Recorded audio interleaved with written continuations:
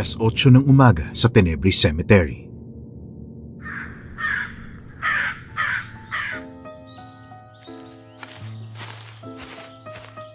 Mateo, kailangan na nating simulan ng paghuhukay para maaga tayong matapos at makauwi. Kuya Pablo, nakakatakot naman dito. Parang inabando na ang lugar na to eh. Hindi to tulad nung ordinaryong sementeryo. Pribadong sementeryo kasi to, Mateo. Si Sir Clarito ang nagmamayari ng lupain na to at pinipili lang din ang mga nililibing dito. Sino-sino bang nililibing dito, kuya? Hindi ako sigurado, pero katulad lang din niya siguro na mga mayayaman. Kapag kasi mahirap lang o normal na tao tulad natin, sa pampublikong sementeryo nililibing. Pero kuya, ang weird lang eh. Wala man lang mga pangalan sa mga lapida o tingnan mo, hindi pangalan yung nakasulat at hindi ko maintindihan. Baka in-check o ibang lahi ang mga yan at mga pangalan nila yan. Ibig sabihin lahat ng nilibing dito ibang lahi. Lahat kasi ng mga lapida hindi ko maintindihan yung nakasulat, kuya. Ay, ewan ko ba, Mateo. Mabuti pa, maghukay na lang tayo. Pigilan mo na nga yung katatanong mo, imbis na nagmamadali tayo lalo tayong natatagalan sa kadadaldal mo eh. Pasensya na, kuya ha. Natatakot lang kasi ako sa lugar na to eh. Pakiramdam ko parang may nagmamasid sa atin eh. Hindi din masyadong nasisikatan ng araw kahit mag-alas 9 na. Hindi ko man lang nararamdaman yung init at sobrang lamig pa ng hangin. Sa isip mo lang yan. Yung talaga pag sementeryo nakakatakot. Pero huwag kang magpadala sa takot mo dahil hindi tayo mapapakain yan. Tandaan mo, kailangan natin makauwi na may dalang pera para makabili ng gamot ni Lola at syempre yung pagkain natin. Pasensya na kuya ha. Tama, para kay Lola. Wala nang atrasan to. Habang patuloy sa paghukay ang magkapatid, biglang napahinto si Mateo nang may tumunog sa sanga sa likuran nila mula sa malaking puno. Kasunod nito, isang mahinang pagaspas ang umalingaw-ngaw.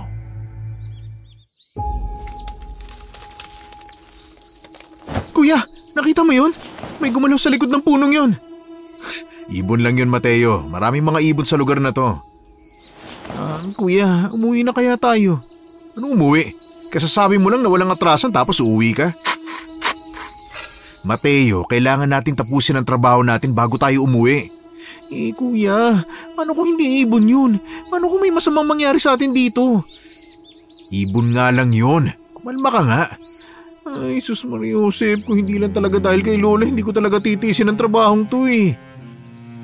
Pasalamat na lang tayo na may trabaho tayo at malaki pang sasahurin natin dito. Ako na nga nagsasabi, ibon lang yun kaya wala kang dapat ikatakot. Nandito ako, hindi ko hahayaan na may mangyaring masama sa'yo. Wala ka bang tiwala sa Kuya Pablo mo? Siyempre may tiwala ako sa'yo, kuya. O yun naman pala eh. Kaya mag-focus na tayo sa trabaho natin para madali tayong matapos at matuwa naman si Sir Clarito sa atin. Sige na nga, kuya. Pero teka, nagugutom na ako eh. Kumain muna tayo saglit bago natin ipagpatuloy yung paghuhukay. Pinadalhan tayo ni Lola ng baong kanin at may isang lata ng sardinas dito. Paghatian na lang natin. Sige kuya, nagugutom na din ako eh. O, halika na. Upo muna tayo dun sa gilid. Umupo sila sa gilid ng upuang yari sa mga bato at nagsimulang kumain. Napatitig si Pablo kay Mateo na halatang gutom na gutom dahil sa bilis nitong kumain. Kuya, bakit din ako makatitig sa akin? Wala lang, nakakatuwa ka ng panoorin. Sige, kumain ka pa. Magpakabusog ka para may lakas ka mamaya sa pagbubungkal ng lupa. Bo, kahit walang naman tong sikmura ko, kayang-kaya ko magbungkal at maghukay, kuya. Ikaw nga mukhang kailangan pang kumain eh. Naku, busog na ako, Mateo. Ubusin mo na yung sardinas, sa'yo na yan. Sus, love mo lang ako kaya mo pinaubaya to sa akin eh. Siyempre naman no, mahal ko yung bunso kong kapatid na matatakotin eh. Bakit ba? May matapang akong kuya eh. Sus, dinada mo na naman ako sa ganyan ha. O sige na, balik na tayo sa paghukay. Sumunod ka na lang pagkatapos mo kumain at magpahinga ha. Kuya, magpahinga ka kaya muna. Baka kung anong mangyari sa appendix mo sa kasipagan mo eh. Hindi pwede, Mateo, baka abutan tayo ng dilim. Malalim-lalim pang hukayin natin oh. Agad na bumalik si Pablo sa paghuhukay habang si Mateo ay nanatiling nakaupo sa batong upuan. Ilang saglit pa tumayo na rin siya, kinuha ang pala at sumunod. Habang abala sila sa paghuhukay, bigla silang napahinto nang marinig ang pagaspas ng pakpak mula sa itaas. Kasunod nito, tumambad ang matinis at paos na huni ng isang uwak.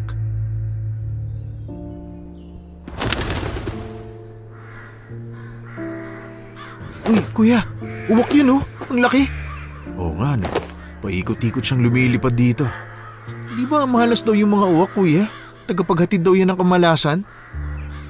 Naku Mateo, puro ka talaga pamahiin. Saan mo ba nakuha yung ideya na yan? Nasabi sa akin ni Lola. Yan ang paniniwala ng mga matatanda noon. Hayop lang yan. Wala yang alam sa malas o swerte, kaya huwag kang maniniwala sa mga pamahiin na yan. Di ba dapat ako maniwala kay Lola? Di ba dati siyang albularyo? Hindi naman sa ganoon, pero syempre ayoko ng kung ano-anong iniisip mo. Baka matatakot ka na naman dahil lang sa uwak. Syempre hindi ako natatakot kuya. Alam ko naman kaya mo ako ipagtanggol eh. Sus! Maghukay na nga lang tayo. Kaya mo na yung uwak na yan. Huwag mo na rin pansinin yan para mapabilis ang paghukay natin. Pero kahit na binabaliwala ni Pablo ang sinabi ni Mateo, napansin din niyang hindi umaalis ang uwak. Paikot-ikot ito sa ibabaw nila na para bang may binabantayan o hinihintay. Kuya, di pa rin umalis yung uwak ko. Baka naaamoy lang yung pagkain natin kanina. Huwag mo na kasing pansinin. Ano, paborito ng mga uwak ang sardinas? Sardinas lang naman yung kinain natin ah. Siguro, basta ituloy mo na lang yung paghukay mo para makauwi na tayo. Ay, kuya, nawala na yata yung uwak. Oh, sabi ko sa'yo eh, huwag mo lang pansinin. O sige na, maghukay ka pa. Malapit na tayong matapos. Sige kuya. Makalipas ang ilang oras, natapos din sa paghukay ang magkapatid. Pero nahirapan at natagalan sila dahil matigas ang lupa. Pero nakahinga rin sila ng maluwag nang matapos ang paghuhukay. Kuya, may gubat pala sa likuran oh. Daming puno. Baka may puno ng mangga dyan sa unahan. Ano, gusto mo pumasok tayo? Para naman makita natin kung anong meron doon. Baka nga makakuha tayo ng mangga, paborito pa naman ni Lola yon. Pwede naman siguro tayong kumuha dyan. Pero kuya, wala bang mababangis na hayop na nakatira dyan? Baka may leon dyan ha? Sa ibang bansa lang meron nun, Mateo. Wala nun dito. Baka baboy ramo meron. Baboy ramo? Hindi ba yun nananakit ng tao? Bakit? Natatakot ka? Di kung atakihin tayo, katayin natin para may pang-ulam tayo mamaya. Kaya mo magkatay ng baboy ramo, kuya? Ba, kung hindi mo natatanong, nagkakatay ako ng buhay na baboy. Talaga? Sabi mo yan ha? Oo nga. Sige na, tara na doon. Pagpasok ng magkapatid sa loob ng gubat, agad nilang nakita ang isang punong mangga. Inakyat ito ni Pablo at agad na pumitas ng mga mangga. Ingat ka kuya. Sisiw lang to, Mateo. Basta mag-ingat ka pa rin. Oo, ito talagang kapatid ko. Kasi kuya, hindi mo ba nararamdaman? Parang may hindi tama rito eh. Parang may mga mata na sumusunod sa atin. Mateo naman eh. Kung ano-ano na naman ang iniisip mo. Siguro dahil dumidilim na at wala tayong ibang kasama. Naku Diyos ko! Naririnig mo ba yung mga kaluskos kuya? Parang may kumikilos sa paligid natin eh. Pero kapag lumilingon tayo wala namang tao o hayop. Baka hangin lang yun. O kaya maliliit na hayop na nagtatago. Kapag baboy ramo naman yan, di katayin natin. Kuya, uwi na tayo. Bumaba ka na nga dyan. Saglit lang to, kumalma ka. Hindi ka naman nag-iisa at saka marami na akong napitas oh. Kuya naman bumaba ka na nga dyan. O na, ito na. Nakakatakot dito eh. Nagsisisi tuloy ako na nagpunta pa tayo rito. Ay nako, tara na nga, umalis na tayo. Sige kuya, tara na. Ang dami kong napitas na mangga oh. Siguradong matutuwa nito si Lola Linda. Malamang matutuwa nga yun. O siya, bilisan mo ng paglalakad. Ilang sandali pa ay napatigil naman sila sa paglalakad nang mapansin nilang naliligaw sila. Teka kuya, parang hindi ito yung dinaanan natin kanina. Naliligaw yata tayo. Lintik na yan oh. Malapit na dumilim. Saan ba kasi tayo dumaan kanina? Di ba dito? Teka, dun yata eh. Medyo madilim na kasi. Sa pagkakaalala ko, dito tayo dumaan. Doon siguro kuya, para kasing bumalik lang tayo papasok eh. Naliligaw ba kayo? Nagulat sila at napalingon sa likuran nang marinig ang boses ng isang babae. Para naman kayong nakakita ng multo. Sobrang ganda niya kuya. Oo, naliligaw nga kami. Pero anong ginagawa ng magandang babaeng katulad mo dito sa gubat? Magandang babae?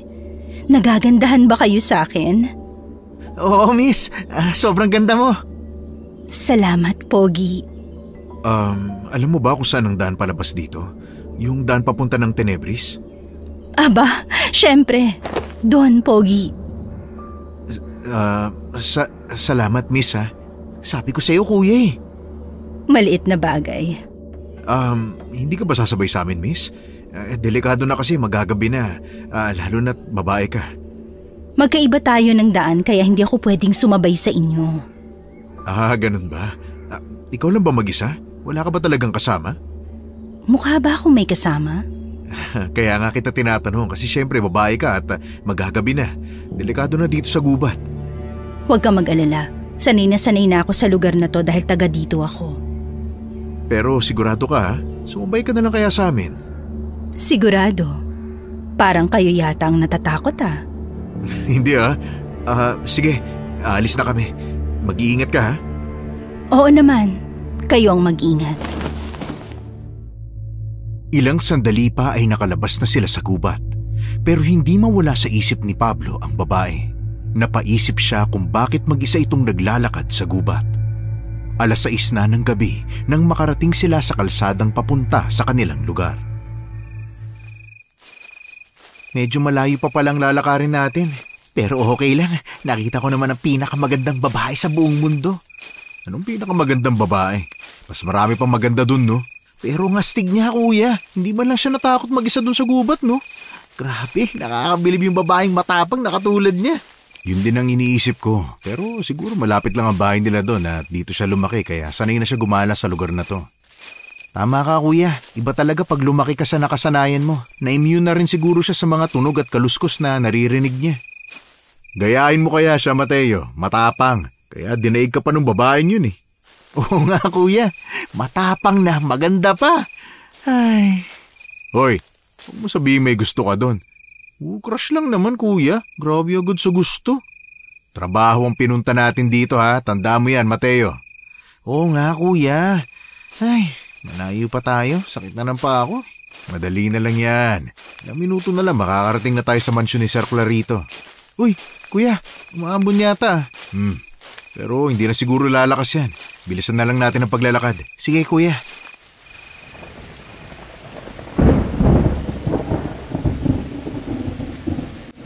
Putragis, lumalakas ng ulan na. Kailangan natin maghanap ng masisilungan. Kuya, ayun oh. May malaking bahay. Pero nakakatakot naman, parang haunted house. Kailangan natin sumilong dun, Mateo. Tara na, bilisan mo. Pero kuya, hali ka na, bilisan mo. Sige na nga, kuya. Sakto, nakabukas yung gate. Dali, pasok tayo.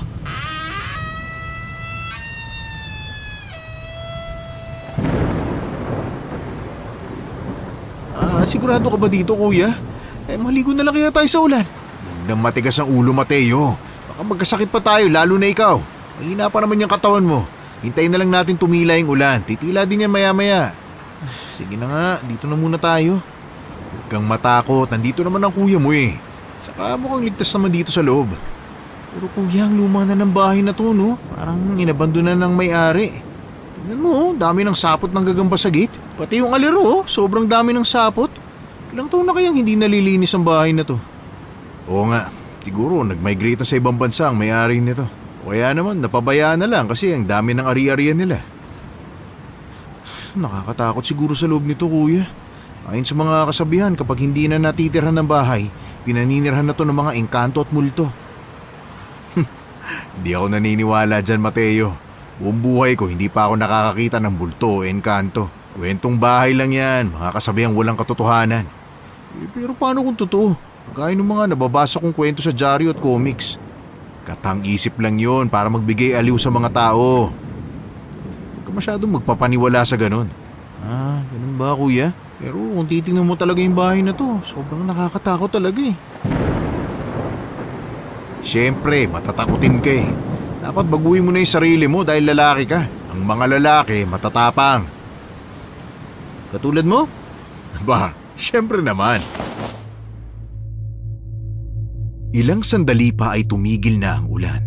Pero kasabay ng pagtila nito ay isang malakas na lagapak ang narinig ng magkapatid sa loob ng bahay.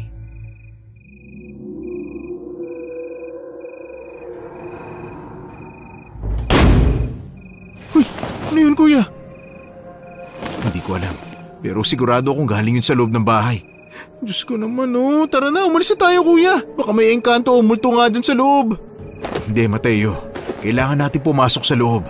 Baka may tao sa loob at kailangan niya ng tulong natin. Kuya, abandonado na tong bahay. Imposible namang may tao pa sa loob. Sige na, tara na kuya, umuwi na tayo. Mateo, kailangan natin makasiguro. Ay, kuya, narinig mo yun? Ay, naku, Diyos ko, may multo nga yata. Iyak yun ng babae. Naku, may tao nga sa loob. Tara na, pumasok tayo Mateo. Kuya, multo nga yun. Ay, sige na nga, dito ka na lang kung natatakot ka. Ako na lang papasok. Kuya naman Sama na nga ako. Halika na, bilisan mo. Tingnan mo, nakabukas yung pinto, hindi nakalak. Ibig sabihin, wala talagang gumagamit ng bahay na to. Luma na rin ang pinto. Parang babagsak na kapag binuksan ng mabilis. Tignan mo rin bitak-bitak na yung mga pintura sa dingding. Puro sapot na ng gagamba. Oo nga kuya, matagal na talagang walang nakatira dito. Tapo? Tapo! Kuya, huwag na kasi tayong pumasok, please. Kumalma ka nga, Mateo. Kuya naman kasi. Tapo? Tapo, may tao po ba dyan? Wala kang nakatira pero nagtatao po. Ano kaya yun? Anong ginagawa niyo rito?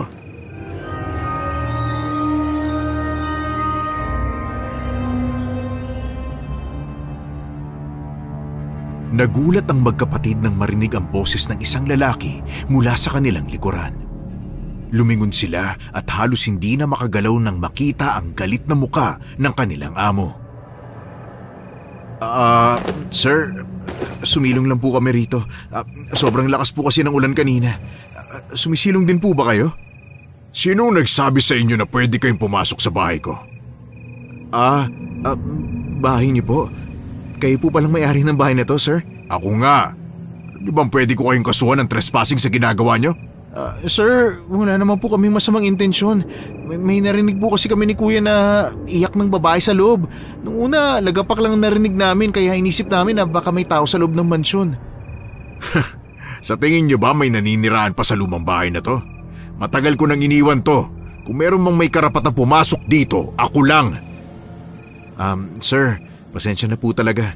Pero kung wala na pong nakatira dito, bakit po may narinig kaming iyak ng babae? Ang lakas naman ng loob mong magtanong ng ganyan. Pinagdududaan mo ba ako sa sarili kong pamamahay? Sir, nagtatanong lang naman po ako. Narinig po kasi namin yung iyak ng isang babae kaya naisip namin pumasok. Ang trabaho nyo ay tagahukay ng libingan sa sementeryo ko. Hindi ang mag-imbestiga sa bahay ko. Gusto nyo bang mawalan kayo ng trabaho? Naku sir, hindi po. Kailangan po kasi namin ng pera para sa lola namin. Tara na, sumakay na kayo sa kotse at sumabay na kayo sa akin pa uwi. Bilisan nyo. Sige po sir.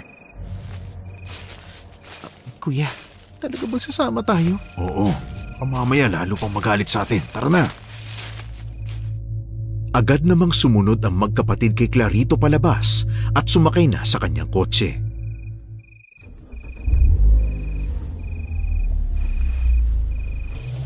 Binabalaan ko kayo Huwag na huwag nyo nang uulitin pumasok sa bahay na yon. Opo sir, hindi na po mauulit. Marami akong mamahaling gamit sa loob.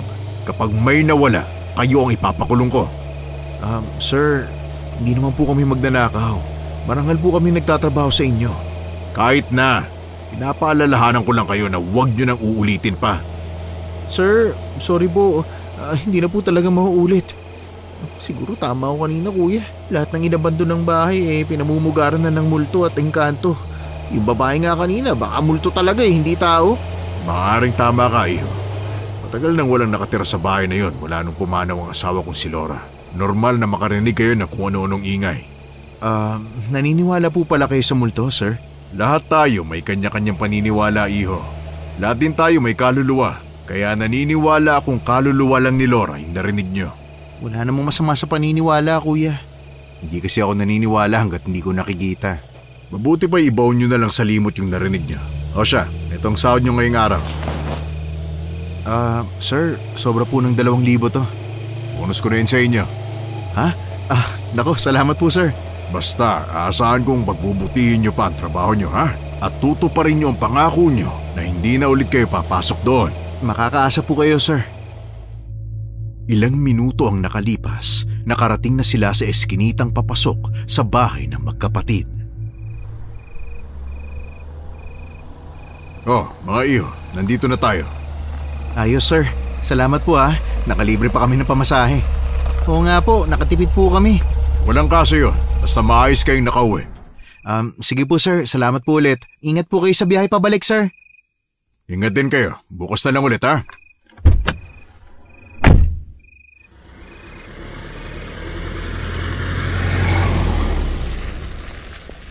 Kuya, ang bait at ang galante talaga ni Sir Clarito, no? Binigyan niyo pa tayo ng bonus kahit unang araw pa lang natin sa trabaho. Akala ko talaga sisisantihin na tayo dahil sa pagpasok sa bahay niya eh. Oo nga Mateo, siguradong matutuwa si Lola nito. Pabibilhan na rin natin siya ng gamot para sa maintenance niya. Siyempre makakabili na rin tayo ng masarap na ulam. Kailangan muna natin mag-ipon. Hindi naman araw-araw may bonus mula kay Sir Clarito. Alam mo kuya, parang weird lang no? Galit siya sa atin kanina pero nagbigay pa rin siya sa atin ng malaking bonus. Siguro nakonsensya siya. Kasi alatang wala naman talaga tayong intensyon na pag nakawan siya. Kahit sino naman siguro kuya, magagalit sa ginawa natin pagpasok doon nang walang permiso. Tama ka Mateo.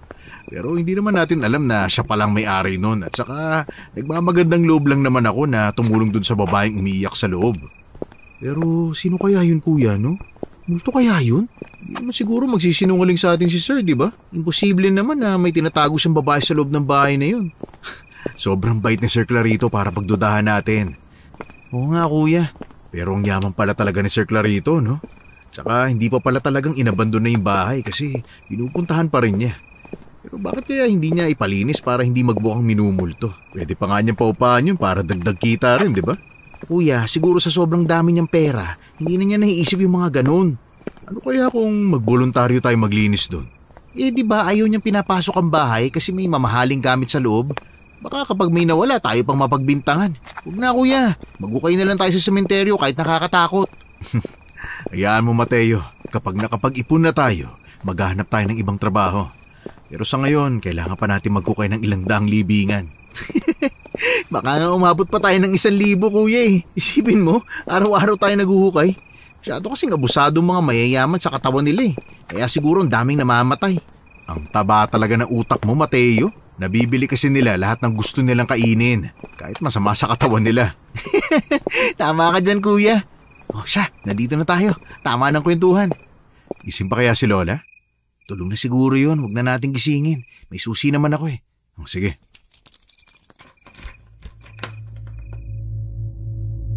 Pagtapat nila sa pintuan, ay bigla namang bumukas ang pinto. At bumungad sa kanila ang matandang babae. Ikinagulat nila na gising pa ang kanilang lola. Napangiti sila nang makita ang ngiti ng matanda. Dadyan na pala kayo. Kanina ko pa kayo hinihintay mga apo. Pumasok na kayo. Lola, akala po namin tulog na kayo. Naku, ang aga-aga pa para matulog mga apo. Pagkatapos kong kumain, nagbasa muna ako ng libro. Lola, kailangan niyo pong magpahinga ng maaga para hindi kayo mapagod at lalong lumakas ang katawan niyo. Aba, malakas pa ako sa kalabaw ah. Lola, sabi ng doktor, kailangan niyo pong ingatan ang puso niyo. Huwag kayo mag-alala sa akin. Ayos lang ako. Bibilhan po namin kayo ng gamot bukas na umaga, Lola. Naku, wag na. Ipunin niyo na lang ang pera ninyo. Naku, hindi po kami papayag dyan, Lola. Yan po ang dahilan kung bakit kami nagsusumikap magtrabaho, para po gumaling kayo. Gusto po namin makasama pa kayo ng mas matagal. Salamat sa pagmamahal niyo sa akin, mga. Ang swerte ko talaga sa inyo. Nawala man ang nanay ninyo, may iniwan naman siyang 2 mababait at mapagmahal na mga apo. Lola, kulang pa po lahat ng ginagawa namin para suklian ang pagpapalaki niyo sa amin. Kami po ang sobrang swerte dahil kayo po ang tumayong ina namin mula nung 5 taon pa lang si Mateo. Mahal na mahal po namin kayo, Lola. Ay nako, ayoko nang umiyak. Masakit sa puso. Ay, tama na ang drama. Kumain na nga kayo. Nakahanda ng pagkain sa mesa. Pasensya na po kayo kung masyadong madrama ang mga apo nyo, Lola. Oh, Mateo, halika na. Kumain na tayo. Pinagluto ko kayo ng ginisang itlog na may kamatis. Alam kong paborito nyo yan. Salamat po, Lola. Sakto, nagugutom na rin talaga ako. Ay, nakalimutan ko po, Lola. May pasalubong po pala ako sa inyo. Mga mangga po na pinitas ko. Ay nako, paborito ko yan, iho. Salamat, apo, ha? Wala nga naman po, Lola. Siguradong masarap tong luto nyo, Lola. Kumain na din po kayo. Naku, tapos na akong kumain. Kumain na lang kayo ng kumain, mga apo. Malayo ba yung pinagtatrabahuhan nyo? Isang sakayan lang naman po ng jeep, Lola. Mga 20 to 30 minutes ang biyahe papuntang baryo. Ay, mabuti naman kung ganon. Ano bang trabaho nyo doon? Tagahukay po, Lola. Tagahukay? Tagahukay po ng lupa sa hardin, Lola. Hardinero po. Tagalinis din ng mansyon. Mabuti naman kung ganon. Para naman makapag-ipon kayo. Ang gusto po talaga namin, Lola, makabili ng maintenance niyong gamot araw-araw. Huwag niyo na akong isipin, mga apo. Kailangan niyong mag-ipon para sa sarili ninyo. Matanda na ako para isipin pa ninyo. Basta, Lola, gagawin po namin ang lahat para sa inyo. Hayaan niyo na po kaming ibigay ang mga pangangailangan niyo. Salamat ng marami, mga apo. Ay, ang swerte ko talaga sa inyo. Hindi lang mga gwapo, may mga mabubuti pang puso. Kanino pa ba kami magmamana, Lola? Di sa inyo po. Ay, sus naman ikaw talaga, Pablo. O siya, inaantok na ako, mga apo, ha? Gusto ko na magpahinga. Maiwan ko na kayo dito. Sige, ha? Sige po, Lola. Matulog na po kayo. Good night po, Lola. Agad na pumasok si Lola Linda sa kanyang silid. Nagkatinginan naman ang magkapatid habang nasa hapagkainan. Mateo, hindi dapat malaman ni Lola ang totoong trabaho natin. Baka mag-alala lang siya kapag nalaman niyang nasa sementeryo tayo nagtatrabaho. Alam mo namang bawal sa kanyang ma-stress, di ba? At mahigpit ding ipinagbabawal ni Sir Clarito yung pagsasabi ng tungkol sa trabaho natin. Naku, sorry kuya, ang daldal ko talaga. Ayos lang yan. Basta sa susunod mag-iingat ka lang sa mga sinasabi mo, ha? Pasensya na talaga kuya. Hayaan mo na. O siya, pagkatapos mo dyan, sumunod ka na lang sa kwarto para makapagpahinga na tayo. Sige kuya. Pagpasok ni Pablo sa kanyang kwarto, binuksan niya ang bintana para makalanghap ng sariwang hangin. Bigla namang sumagi sa isipan niya ang umiiyak na babae sa loob ng bahay ni Sir Clarito. Parang ang lalim yata ng iniisip mo, kuya. Naisip ko lang yung iyak ng babae na narinig natin kanina. Alam mo ba, iniisip ko na baka kailangan niya ng tulong natin, kaya ako nagdesisyong pasukin yung bahay na yon. Pero paano kung tama ka na isa lang yung kaluluwa o multo? Paano kung napagbintangan pa tayo ni Sir Clarito na magnanakaw at ipakulong tayo? Ay, pagpasensya mo ng kuya mo ha, kung padalos-dalos ako sa desisyon ko kanina. Okay lang yun kuya, naintindihan naman kita eh. Kilalang kilala na kita at alam kong lagi mong iniisip ang kapakanan ng iba. Kagustuhan mo lang namang tumulong. Pero sa kagustuhan kong tumulong, muntik na tayong mapahamak. Buti na lang at mabait si Sir Clarito. Babawi na lang tayo bukas sa trabaho natin para naman matuwa siya. Kung kaya natin magukay na marami, gagawin natin kuya. Salamat bunso ha. Salamat dahil lagi kang nakaalalay sa akin. Siyempre naman kuya, magkapatid tayo eh. Kung saan ka, dun din ako. Walang iwanan, pex man, mamatay man. Ikaw talaga. O siya, sige na, matulog na tayo. Maaga pa tayo bukas. Sige kuya, good night. Good night din, bunso. Bandang 5:00 ng umaga, nagising sila at agad na bumangon upang maghanda, maligo at mag-ayos papunta sa trabaho.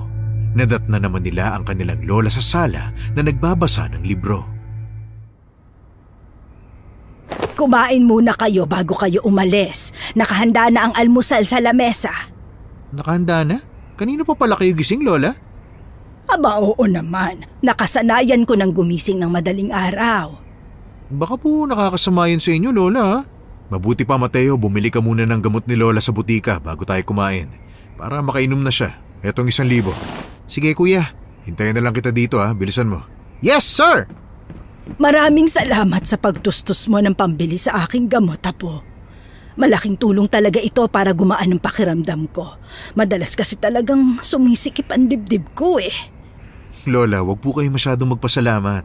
Obligasyon po namin na alagaan kayo. Sobra-sobra po ang binigay niyo sa amin mula nung pagkabata, kaya dapat lang po yan sa inyo. Basta, maraming salamat talaga. Sige po, Lola. Tinatanggap ko na po pasasalamat ninyo. Lola, ano pong libro yung binabasa niyo?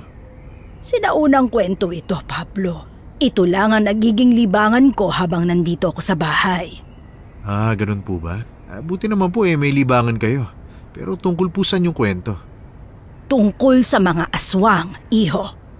Aswang? Naniniwala po ba talaga kayo doon? Totoo ang mga aswang, iho. Totoong totoo sila. Ibig sabihin, nakakita na po kayo ng aswang? Nandito na ako! Ayan na pala ang kapatid mo. Kumain na kayo para makaalis na rin kayo. Pero Lola, yung tanong ko po sa inyo. Sa susunod ko na lang ikukwento sa'yo, iho. Sige na, kumain na kayo. Gusto ko na rin munang ipikit tong mga mata ko eh. Magpapahinga muna ako. Sige po, Lola. Sinundan pa ni Pablo ang kanyang lola habang papasok ito sa silid. Maya-maya ay inaya na rin niya ang kanyang kapatid na kumain bago sila umalis. Hindi na nila ginising ang matanda para hindi mabitin ang tulog nito. Pagkarating nila sa bahay ni Sir Clarito, labis silang nagulat nang makita nilang kausap nito yung napakagandang dalaga na nakita nila sa gubat. Di ba siya yung babae sa gubat? Oo nga, kuya. Bakit siya nandito? Bakit sila magkausap ni Sir Clarito? Lintik na yan. Baka nagsumbong siya na kumuha tayo ng mangga sa gubat Baka kay Sir Clarito din yun Naku, patay tayo dyan, kuya. Bahala na. Halika na, lapitan natin. Oh, nandiyan na pala kayo. Good morning po, sir. Good morning po. Halika kayo. Ipapakilala ko sa inyo si Sibara, ang aking napakagandang nobya. Nobya po? Kuya, siya nga yung babae sa gubat. Siya pala yung nobya ni Sir Clarito. May sinasabi ka ba, iho? Tama po. Sobrang ganda nga po ng nobya niyo, sir. Ang bata at ang fresh pa niya. Syempre naman. Kahit may edad na ako, lumalaban pa rin ako, ha? May asim pa yata to. Kumusta kayo? Nagkita na naman tayo ulit. Ako nga pala si Sibara. Ako ang nobya ni Clarito. Kami sina Pablo at Mateo. Mga empleyado po ni Sir Clarito. Ikaw yung babae sa gubat, di ba? Tama ka, ako nga. Masaya akong makita kayo ulit. Hindi ko akalaing ikaw ang nobya ni Sir Clarito. May problema ba doon, iho? Wala po. Sobrang tapang po kasi ng nobya ninyo Mag-isa lang po siya doon sa gubat nung nakita namin siya. Aba, oo naman. Matapang talaga tong si Sibara bukod sa maganda. Sus, bulero. Ikaw, Pogi. Ano nga ulit ang pangalan mo? Ako po si Mateo. At ayos lang po kami. Mateo. Ang ganda naman ng pangalan mo. Salamat po, ma'am. Gift of God daw po ang ibig sabihin ng Mateo. Maganda din naman ang Pablo.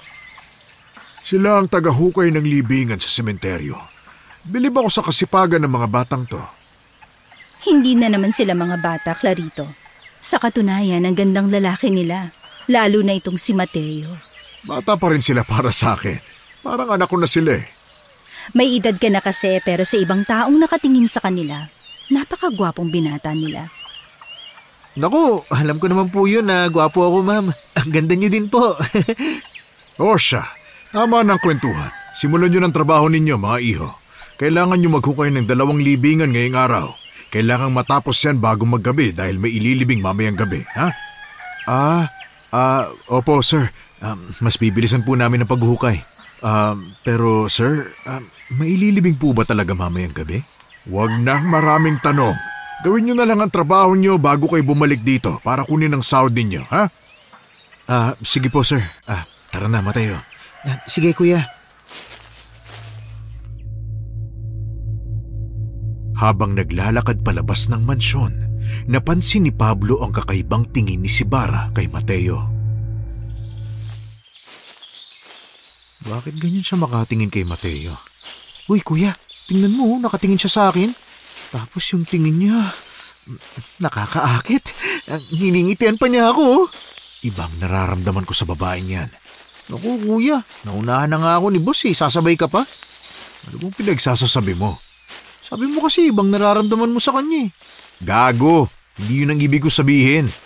Ay naku kuya, basta ako, sobrang nagagandahan ako sa kanya. Feeling ko nga, crush niya ako kaya siya nakatingin sa akin At crush ko rin siya. Sa tingin ko, mas bagay kami kaya wag ka nang sumabay ha. Ayoko namang maging karibal ka kuya. Gago, iba nga yung tingin niya sa'yo Mateo. At yung mga sinasabi niya kanina, para bang wala siyang pakialam sa nararamdaman ni Sir Clarito. Tandaan mo lagi na nandito tayo para magtrabaho. Nobya siya ni Sir Clarito kaya tigilan mo na yung pantasya mo. Ay naku, oo na kuya. Crush lang naman Wala man akong balak agawin yung kay bossing no. Tsaka syempre, ayoko muna magkaroon ng nobya para masulit yung oras na magkasama tayong dalawa. Kasi darating din yung panahon na pareho na tayong mag-aasawa. Sus, ang galing mo talaga magsalita. Tara na nga para makapagsimula na tayo sa trabaho natin. Sige kuya, tara. Naglakad na sila patungo sa sementeryo ng Tenebris hanggang sa makarating sila sa pinakaloob na bahagi nito. Kunin na natin yung mga gamit dun sa bodega. Ako na sa pala, ikaw na sa asarol at bareta kuya. O sige, bilisan na natin. Doon tayo sa may bakanting lote sa gilid ng sementeryo, di ba? Oo, doon yung bakante. Basta kailangan natin matapos yun bago tayo makapaghukay dito. Dapat sunod-sunod lang. O sige kuya. O siya, simulan na natin ang paghukay. Medyo matigas ang lupa rito kuya. Ako nang bahala dyan. Ituloy mo na lang yung hinuhukay ko sa kabila. Matatapos kaya natin ang dalawang hukay bago magabi kuya. Kailangan talaga nating matapos dahil yun yung utos ni Sir Clarito. Pero kuya, may libing ba tuwing gabi? Diba karaniwan sa umaga lang nililibing ang patay? Yan din nga ang iniisip ko kanina nung sinabi ni Sir Clarito na may ililibing daw mamayang gabi. Pero baka yun ang hiling ng pamilya ng namatay. Kakaiba talaga mga ginagawa nila no? Medyo nakakakilabot. Ay nako, wala na tayong magagawa dyan Mateo. Gawin na lang natin ang trabaho natin. Hindi pwedeng uuwi tayong walang kita ha? Uy, teka lang kuya. Parang may gumagalaw sa damuhan. Doon sa likod ng punong yun, oh. Hayop lang yun. Baka pusa o aso. Madalas may naliligaw dito Ay, itim na pusa kuya. O yan, pusa nga. Wala yan. Pero paano nagkaroon ng itim na pusa sa lugar na to? Kaninong alaga kaya yun? Ang dami mong napapansin, Mateo. Siyempre, bahagi pa rin to ng baryo. Baka napadpad lang talaga yung pusa rito. Pero kuya, bakit parang dumarami mga hayop sa paligid? Tumingin ka sa itaas may uwak sa puno. Yun din ba yung uwak na nakita natin kahapon? Siyempre, gubat ang likuran nito kaya madami talagang ibon o hayop ang naninirahan dito. Baka nga may baboy ramo dito na nakawala sa gubat na pwede natin katayin Wala si kuya, di man lang natatakot. Ay, walang dapat ikatakot bunso. Mabuti pa maghukay ka na lang dyan at huwag mo nang pansinin ang paligid. Kasama mo ako kaya wala kang dapat ikatakot ha? Huwag kang magpadala sa takot mo. Mga hayop lang yan, natandaan mo. Tao tayo. Mas malakas tayo kaysa sa kanila at pwede natin silang katayin kung gugustuhin natin. Ay, sana ganyan din ako. Walang bahid ng takot sa katawan. Kung magpapadala tayo sa takot, wala tayong kikitain. Bilisan na natin ang paghukay para hindi tayo abutin ng dilim. O sige kuya, itutuon ko na lang ang atensyon ko sa paghukay. Dali-dali nga silang nagpatuloy sa paghukay at pilit na hindi pinansin ni Mateo ang mga kakaibang bagay na napapansin niya sa paligid. Makalipas ang ilang oras, nakaramdam siya ng matinding gutom. Kuya, kain na tayo. Kumakalam na talaga yung sikmura ko O sige, maupo ka muna sa gilid. Kukunin ko lang yung baunan sa bag. Anong ulam natin kuya? Siyempre, sardinas pa rin. Pero kulay pula naman ang lata ngayon at saka may ginisang bawang ding pinadala si Lola. 2 garapon to para sa atin. Masarap tong pangsawsawan. Ang sarap nga niyan kuya. Sana sa susunod pritong manok naman. O sige, bukas ibibili kita. Ayos! Pangako mo yan kuya ha? Pangako yan bunso. O siya, kumain na tayo. Sarap at manghang. kumain ka pa ng kumain, ha? Ay, Kuya, si Sibara! Oo nga, no. Anong ginagawa niya rito? Papalapit na siya sa atin, kuya. Umayos ka nga, Mateo. Ay, ang ganda kasi niya, kuya. Kinakabahan ako. Pinapawisan nga yung kamay ko, eh. Hello sa inyo. Halatang nagulat kayo nang makita ako, Sorry kung naistorbo ko kayo sa pagkain nyo. Kain po tayo, ma'am. Sige, salamat. Busog pa ako. Ako din.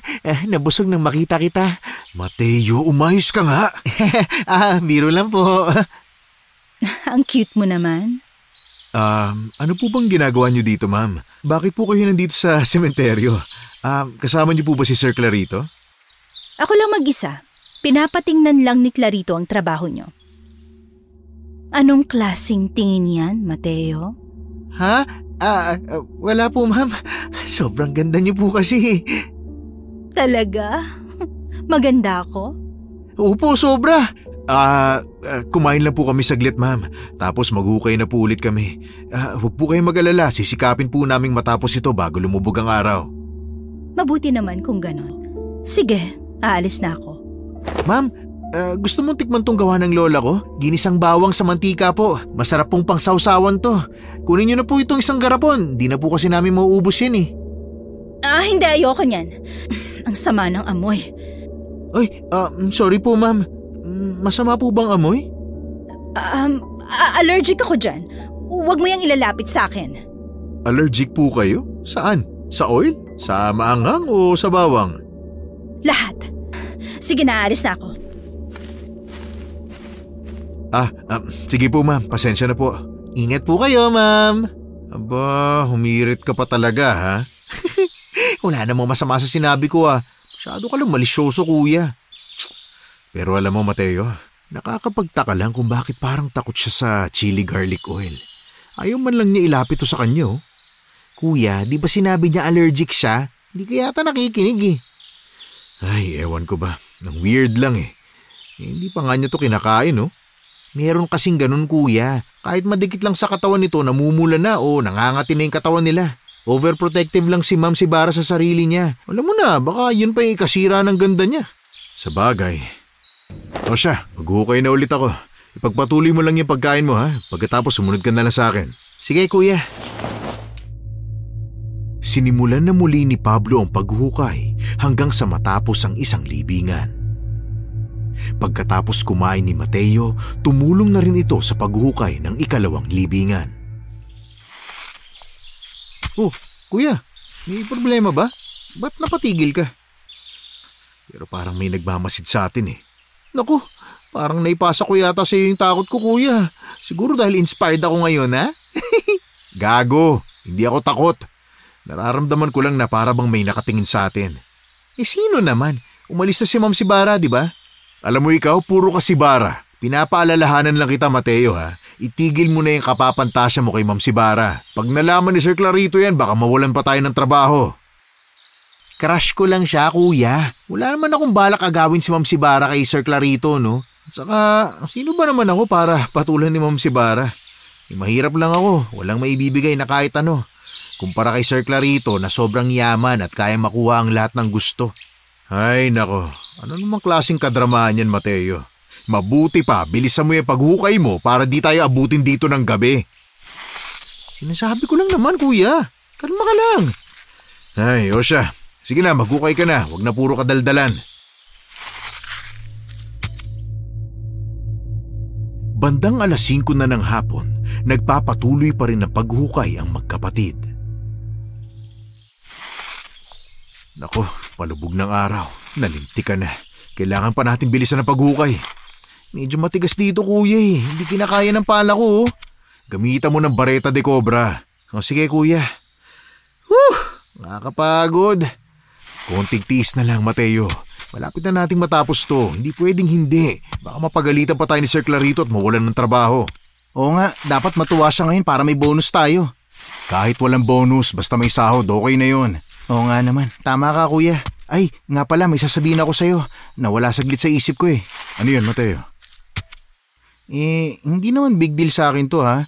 Pero kanina kuya nung nagkatinginan kami ni Ma'am Sibara, nagulat ako. Nakabaliktad ako kuya. Ha? Anong nakabaliktad? Halika nga dito kuya, tumingin ka sa akin. O yan. Po, maayos naman ako sa paningin mo ah. Pero kay ma'am, nakabaliktad ako. Yung ulo ko nasa baba, kaya sobrang nagulat ako kanina. Hindi ko lang pinahalata kay Ma'am Sibara. Baka sa isip mo lang yan. Panay kasi titig mo sa mukha niya kanina eh. Hindi ah. Kung hindi lang talaga maganda si Ma'am Sibara, maiisip kong engkanto siya o kaya aswang. Ayan ka na naman sa mga paniniwala mo eh. Alam mo, kung sa multo, pwede pa akong maniwala kasi may kaluluwa naman talaga ang tao. Pero yung mga engkanto at saka aswang, putragis. Katang isip lang yan, Mateo. Hindi ko naman sinasabing ganun si Ma'am Sibara. Imposible naman yun kasi hindi naman nakakatakot ang itsura niya. Nakaka-inlove nga eh. Nagulat lang talaga ako kanina. Siguro dala lang to ng gutom ko. Tama ka dyan. Baka dala lang yun ng gutom mo. O siya, sige na. Ipagpatuloy na natin ang paghuhukay. Sige kuya. Ay, kung ano-ano talagang pumapasok sa utak ko. Mag-focus ka kasi, bunso. Bandang 6:00 ng gabi, natapos din sa paghuhukay ng 2 libingan ang magkapatid. Agad nilang binalik ang mga kagamitan sa maliit na bodega ng sementeryo. Saka sila naglakad palabas para umuwi. Ay, sa wakas, natapos din ang trabaho natin. Kuya, hintayin kaya natin yung libing. Hintayin yung libing? Nako, naghihintay na si Lola sa bahay. Papunta pa tayo sa mansyon ni Sir Clarito para kunin yung sahod natin. Kaya wag na nating hintayin. Napapaisip lang kasi ako sa gagawing paglilibing sa gabi. Marami kayang dadalo mamaya, kuya? Ako rin naman. Parang gusto ko rin makita kung paano nililibing ang mayayaman lalo na sa gabi. Hindi ako sigurado kung marami ba ang dadalo. Hintayin na lang natin, kuya. Doon muna tayo sa gilid maghintay. Magtago tayo sa likod ng malaking punong yun para hindi tayo makita. Ay, sige. Pero kapag umabot na ng 1 oras, uwi na tayo ha? Baka kasi hindi na tayo mapagbuksan ni Sir Clarito at mag-alala si Lola kapag gabi na tayo nakauwi. 30 minuto lang, kuya. Kapag wala pa, uwi na tayo. O sige, tara na. Doon tayo sa likod ng punong yun. Sige, kuya. Anong oras kaya yung libing? Baka maya-maya darating na rin yun, kuya. Lamig ng hangin ah. Ramdam mo ba yan? Oo, kuya. Nagsitayuan yung mga balahibo ko. Ako nga rin eh. Pero wala to. Huwag tayo mag-isip ng kung ano-ano. Gabi na kasi, kuya. Oo nga. Basta kapag wala pa pagkatapos ng kalahating oras, uwi na tayo, ha? Oo, kuya. Ilang sandali pa ay may dumating na itim na sasakyan. Pumasok ito sa sementeryo at tumigil ito malapit sa hukay.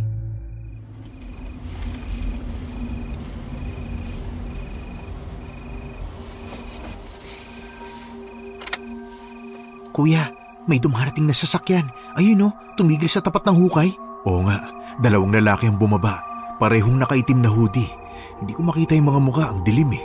Kuya, may isa pang bumaba, babae. Matanda na. Tingnan mo yung suot oh, parang lumang palda. At may baston.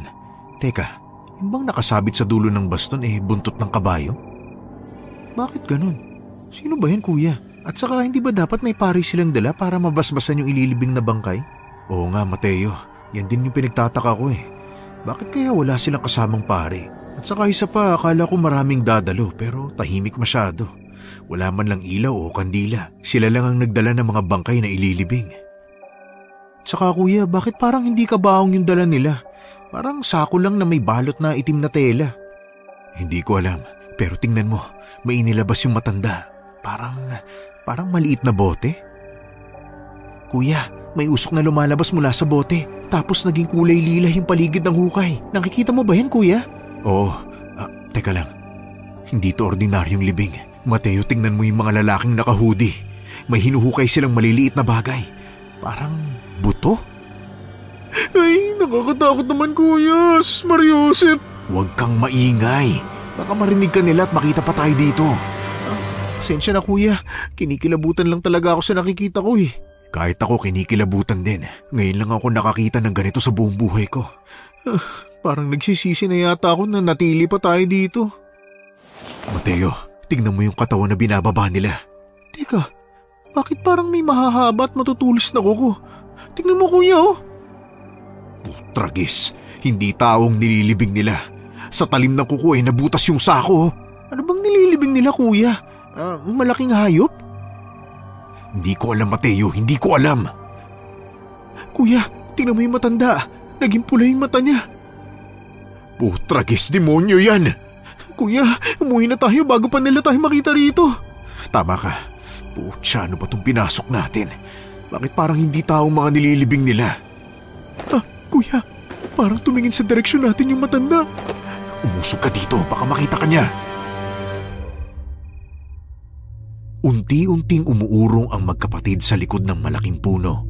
Habang sa di kalayuan ay naririnig nila ang kakaibang salita ng matanda. Kuya, tingnan mo yung bibig niya. Nagsimula na siya magsalita pero ibang lengguwahe. Ano bang salita yan? Bakit hindi natin maintindihan? Baka yan yung mga salitang nakaukit sa mga lapida kuya. Di ba di natin naiintindihan yun? Tama ka, pero anong klaseng tao ba sila? Kakaiba talaga sila eh. Kuya, mga halimaw yata yung nililibing dyan, hindi tao.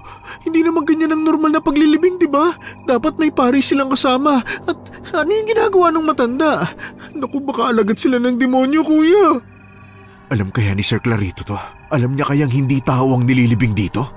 Kuya, siyang may-ari ng lupain na to, di ba? Sa kanyang sementeryong to, kaya dapat alam niya yung mga nililibing dito.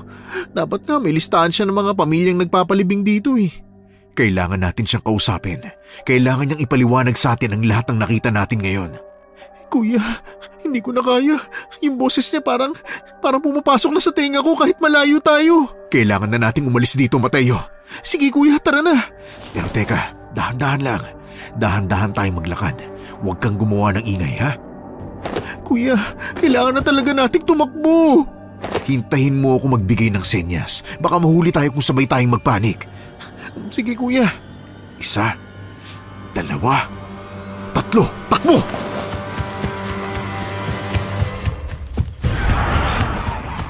Kuya, yung matanda nasa likod natin! Putragis, Mateo, bilisan mo!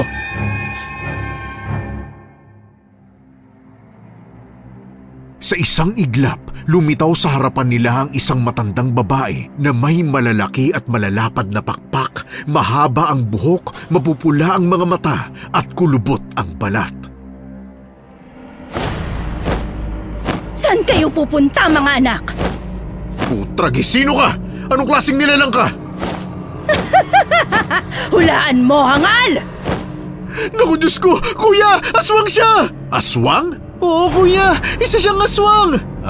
Totoo pala ang aswang, ha? Mateo, umatras ka. Ako nang bahala. Kuya, hindi mo siya kaya. Tumakbo na tayo. Hindi ako papayag na masaktan ka. Kunin mo yung kutsilyo sa bag ko. Bilis! Kuya naman eh. Tumakbo na tayo. Sabi ng kunin mo eh. Oo, ito na. Hoy, halimaw ka. Akong harapin mo.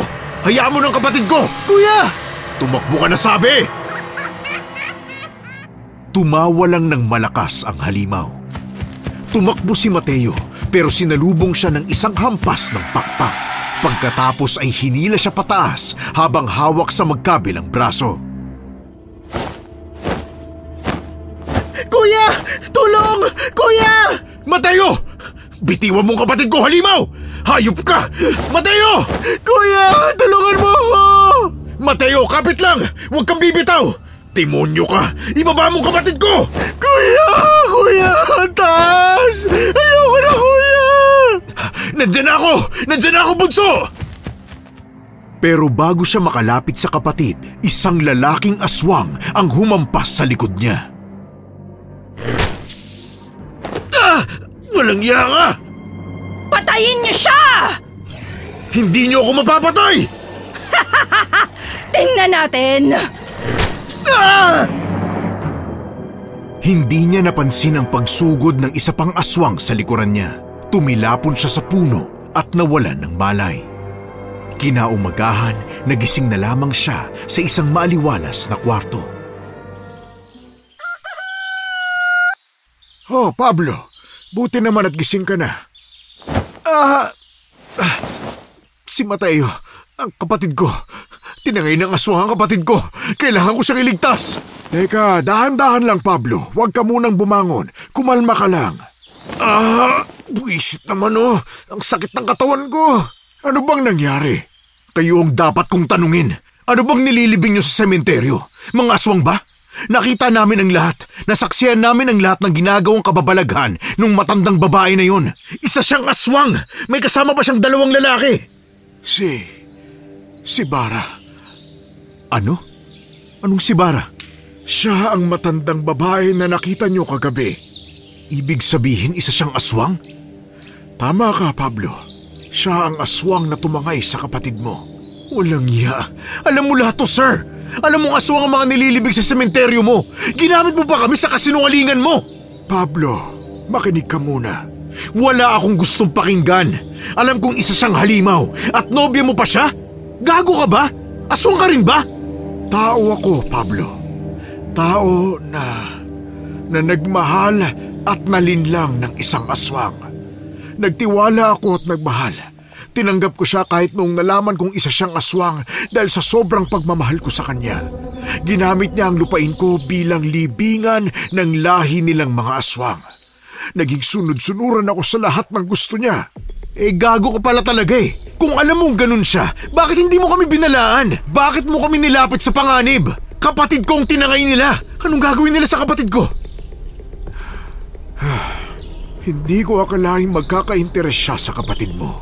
Mas bata, guwapo at inosente. Wala pong kalaban-laban ng kapatid ko. Kapag may nangyaring masama sa kanya, pati kayo papatayin ko. Pablo, kumalma ka. Biktima lang din ako dito. Kalma? Utsa, si Mateo ang tinangay nila. Wala siyang laban. Hindi ko kayo mapapatawad kung may mangyayaring masama sa kapatid ko. Makinig ka kasi muna sa akin. Hanggat hindi pa sumasapit ang Bloody Moon, walang gagawin si Sibara kay Mateo. Alam kong hindi siya sasaktan ni Sibara. Ano bang pinagsasasabi mong Bloody Moon? Sa susunod na kabilugan ng pulang buwan na mangyayari bukas ng gabi ay magaganap ang ritual.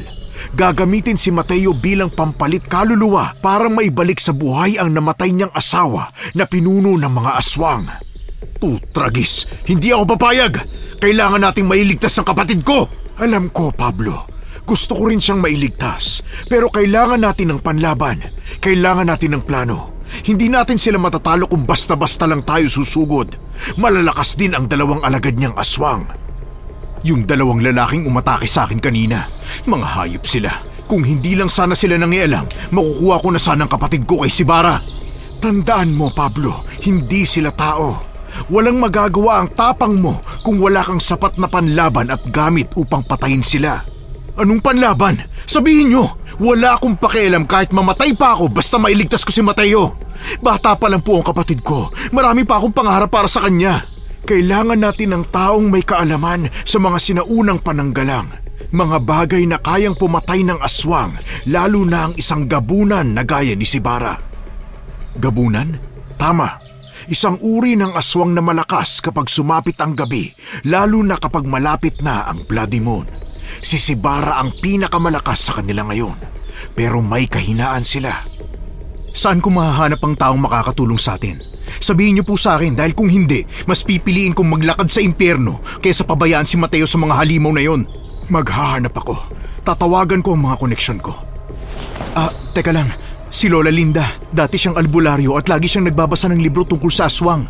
Pero paano ko ipapaliwanag sa kanyang nangyari? Paano kung magalit siya sa akin dahil sa kapabayaan ko sa kapatid ko? Pablo, kailangan nating mailigtas ang kapatid mo. Kailangan mong umuwi sa inyo upang humingi ng tulong sa lola mo. Hindi ka po sasama, sir? Hindi. May mahalaga akong gagawin. Kailangan kong makuha ang aklat ng itim na buwan. Kailangan kong manakaw yun mula kay Sibara at sunugin yun. Ito ang gagamitin ni Sibara para maisagawa ang ritual. Bakit niyo po alam yun? Narinig ko ang lahat ng usapan nila kahapon. Alam ko din na nasa panganib ang buhay ninyo. Pero wala akong nagawa dahil napangunahan ako ng takot. Patawarin niyo ako, Pablo. Pinapatawad ko na po kayo. Basta tulungan niyo lang po akong mailigtas ang kapatid ko. Mamayang hapon kapag nakaalis na si Sibara sa lumang bahay, doon ako papasok para kunin ito. Lumang bahay? Di ba wala pong nakatira doon? Si Sibara, doon siya namamalagi tuwing umaga kasama ang 2 alagad niya. Sa pagsapit ng gabi naman ay nasa sementeryo na sila. Teka, Yung umiiyak na babae na narinig namin sa loob ng bahay ninyo? Si Sibara po yun? Oo, Pablo. Umiiyak siya kapag naaalala niya ang kanyang namatay na asawa. Lahat ginawa ko para mahalin niya ako pero mahal na mahal pa rin niya ang asawa niya. Nagsinungaling po kayo sa amin. Kaya pala galit na galit kayo na pinasok namin ang bahay dahil may tinatago pala kayo. Patawarin niyo ako. Sa ngayon kailangan na nating isagawa ang plano. Pangako babawi ako sa inyo. Paano kung sugurin ko na lang sila ngayon? Habang may araw pa at wala pa sila sa anyong aswang. Hindi ba't sa gabi lang sila malakas? Hindi yun ganun kadali, Pablo. Kahit sa anyong tao, malalakas at bihasa sa pakikipaglaban ng dalawang yon. Pwedeng mapahamak ang kapatid mo. At si Sibara, kahit sa araw, kaya kanyang saktan gamit ang itim na mahika. Mas may laban tayo kung sa gabi natin sila haharapin, kung alam natin ang kahinaan ng aswang na gabunan at may panlaban tayo. Sa ngayon, ang dapat mong gawin ay umuwi sa inyo upang makahingi ng tulong sa lola mo. Sige po, kailangan ko nang umalis. Ayoko nang magsayang pa ng oras. Ihahatid na kita. Sige po, salamat po. 12:00 na ng hating gabi nang dumating si Pablo sa kanyang bahay. Sinalubong naman siya kagad ng kanyang lola na halatang nagulat nang makita ang itsura niya at bakas sa muka ang pag-aalala. Oh, Pablo! Apo, ano nangyari sa iyo? Bakit ganyan ang itsura mo? Bakit ngayon ka lang umuwi, Apo? Nasaan ang kapatid mo? Lola, si Mateo. Kailangan po ng tulong ninyo. Ano ba sinasabi mo? Nasa si Mateo? Nasaan ang kapatid mo? Natangay po siya ng mga aswang. Mga hayop silang walang kaluluwa. Gagamitin ng aswang na babaeng yun si Mateo para buhayin ang namatay niyang asawa. Kailangan natin siyang iligtas, Lola. Diyos ko! Sigurado ka ba sa sinasabi mo, Pablo? Lola, alam kong mahirap paniwalaan, pero totoo po ito. Totoo ang aswang na akala ko dati katang-isip lang. Yung trabaho namin sa sementeryo, hindi lang basta paghukay ng libingan, Lola. Mga aswang pala ang ibinabaon doon. Wala man lang kaming kaalam-alam sa pinasok naming trabaho. Kasalanan ko po ang lahat nanto. Kung ganon, nagsinungaling kayo sa akin. Akala ko ba hardinero kayo at tagalini sa isang mansyon. Patawad po, Lola. Ayaw lang po namin kayong mag-alala. Pero ngayon kailangan ko po ng tulong ninyo. Kailangan kong pigilan ang plano ng aswang na yun. Kailangan kong makuha ang kapatid ko mula sa kanya. Diyos ko, ang iyong ina. Ang iyong ina rin noon, Pablo. Hindi lang simpleng pagkamatay ang nangyari sa kanya. Hindi siya basta nakunan. Kinuha ng mga aswang ang kaluluwa ng sanggol sa sinapupunan niya. Kaya siya binawian ng buhay. Ano pong ibig niyong sabihin? Pinatay nila ang nanay ko? Bakit hindi niyo po sinabi? Kung sinabi ko ba sa iyo ang totoo, maniniwala ka? Walang maniniwala basta-basta sa mga aswang, Pablo. Hindi rin siya literal na pinatay ng aswang. Ang kaluluwa ng kapatid mong sanggol ang kinuha nila, kaya mahirap patunayan yon. Pinili kong manahimik at ngayon mauulit na naman ang nangyari. Ay, Diyos ko! Kinuha na nila ang bunso kong kapatid sa sinapupunan ng nanay ko, tapos ngayon si Mateo? Hindi ko hahayaang magtagumpay sila sa gagawin nila sa kapatid ko. Haharapin ko si Sibara. Papatayin ko siya! Si Bara? Diyos ko! Ang asawa na pinuno ng aswang na si Magnus! Ang gabunan na nakasagupa ako dati! Nakasagupa dati? Teka, Lola, naguguluhan ako. Nakipaglaban po kayo sa mga aswang dati? Oo, Pablo. Pero matagal ko nang tinalikuran yon at ilang taon nang lumagay sa tahimik ang buhay ko. Akala ko tuluyan na tayong magkakaroon ng tahimik na buhay. Buhay pa pala ang asawa niya at gusto siyang buhayin ito. Kailangan nating pigilang mangyari ito. Matanda na ako para kalabanin si Magnus. Kapag nabuhay siya, mas lalakas pa siya. Lola, si Mateo ang gagamitin ni Sibara para mabuhay ulit ang asawa niya. Makinig ka sa akin, Pablo. Hindi pwedeng galit lang ang baon mo. May ituturo ako sa iyo. Mas malakas ang mga gabunan tuwing gabi, lalo na kapag papalapit ang tinatawag na dugong buwan. Lola, malakas siya. Kahit sa araw may gamit din daw siyang itim na mahika. Yun ang sabi ng amo namin na naging biktima ni Sibara at ginamit din niya. Tama. Hindi mo kayang labanan ng gabunan ng walang panlaban, lalo na ang katulad ni Sibara. Teka, kailangan mong isuot ito. Ano po ito? Mutya ng pulang saging. Galing ito sa punong saging na itinanim sa ilalim ng dugong buwan. Isang gabi lamang ito lumilitaw bawat taon. Nakuha ko ito noon pa. Sinadya kong itago para gawing proteksyon. Pero isa lang ang gabay nito. Pananalig at pusong may pananampalataya. Mutya? Kaya ba nitong pumatay ng aswang? Proteksyon ito at pangbali ng mahika. Pero tandaan mo, Pablo, hindi ito gagana kung puno ng takot ang puso mo. Alisin mo ang takot sa loob mo upang mapatay mo si Sibara. Sige, Lola. Ito lang po bang kailangan ko? Teka, kukunin ko lang ang kahon. Sumunod ka sa akin. Anong kahon yun, Lola? Ano po ang laman ng kahon? Ito ang buntot ng pagi, Pablo. Hindi basta-basta gamit ito. Isa ito sa mga pinaka-epektibong panlaban sa mga aswang. Buntot ng pagi? Lola, totoo ba yan? Oo, ginamit ko na ito noon.